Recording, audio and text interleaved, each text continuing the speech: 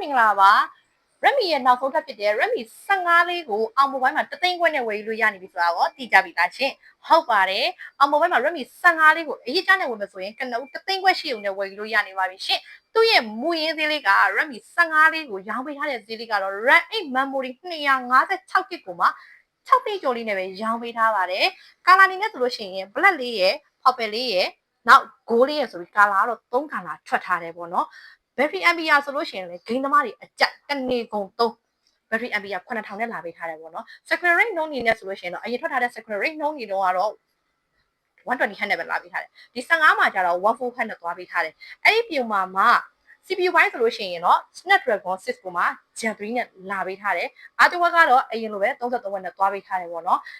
ရေဆိုအကြမ်းခံတဲ့အပိုင်းဆိုလို့ရှိရင်တော့ IP64 ကိုထည့်ပေးထားသေးတယ်ရှင်ဒါလေးကိုလက်ငယ်ရောအရစ်ကြရောလာရောက်ဝယ်ယူအားပေးလို့လည်းရပါတယ်လာရောက်ဝယ်ယူအားပေးခြင်းနဲ့ဆိုရင်တော့ဆိုင်းရဲလိပ်စာလေးကလှိုင်သာယာမြို့နယ်တမကုန်းမှတ်တိုင်အနီးအတွင်းပဒံထိပ်ပါရှင့်ဝယ်ယူပြောင်းစီတိုင်းကိုလည်းကျေးဇူးများကြီးတင်ပါတယ်